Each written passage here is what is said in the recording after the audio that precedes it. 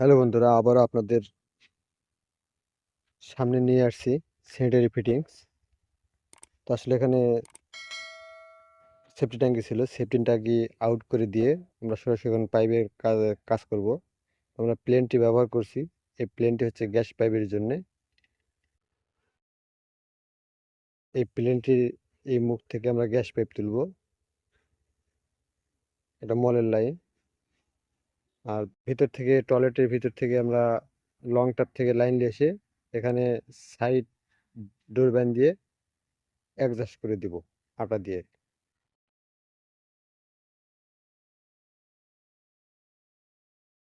এই যে আটা দিয়ে অ্যাডজাস্ট করে লাগানো হয়েছে। পরবর্তীতে দেখুন, এই যে কিছু কিছু ভুল বাড়িওয়ালারা করে, আবার কিছু কিছু রাজমিস্ত্রিরা ভুল করে। আসলে আমি কোনো রাজমিস্ত্রিক দোষ দিচ্ছি না, আসলে বাড়িওয়ালা রাজমিস্ত্রি দিয়ে করায়।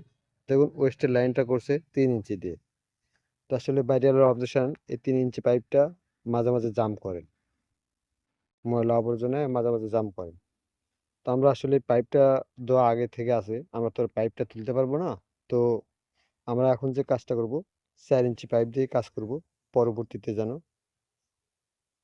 পাইপটা চেঞ্জ করা যায়। মানে আমরা টয়লেটের ভিতরে কাজটা 4 ইঞ্চি দিয়ে করব। বাইরে 4-3 সকেট ব্যবহার করে সংযোগ লাগিয়ে দিব। যেখান থেকে আমরা ড্রেন খুঁড়ে নিয়েছি, আসলে পাইপটা আমরা নিচ গেট বিমের নিচ দিয়ে দেওয়ার নিয়ম। গেট বিমের নিচ দিয়ে দিলে পরে আসলে এদিকে ডাউন হয়ে যায় বেশি, সামনের দিকে। এই জন্য আমরা গেট বিমের উপর দিয়ে পাইপটা দেওয়ার ব্যবস্থা করছি।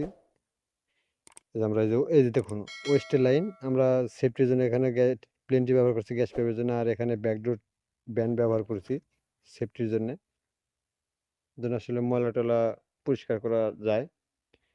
তোমরা এখন এই যে বাথরুমের ওয়েস্টের লাইন করব। আসলে আপনারা যখন বাথরুমে ওয়েস্টের লাইন করবেন, তখন দেখবেন যে আসলে আমার ওয়ারিংটা কোন সাইডে যায়। যে সাইডে আপনি ওয়ারিংগুলো করবেন, ওই সাইডে আপনি ওয়েস্টের মুখটা রাখবেন। তো আমাদের ওয়েস্টের লাইন করা হয়ে গেছে। আর অবশ্যই প্যানের দূরত্ব কতখানি রাখবেন সেটা মাপ দিয়ে নিয়ে ইয়ে করবেন, লাইনটা করবেন। যে এখান থেকে ড্রেন দিয়ে আমরা পাশে কিচেনে লাইন ঢুকাইছি।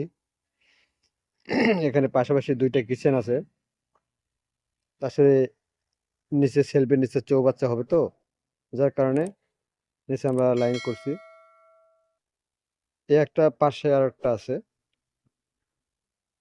এই যে পাশেরটা এটা।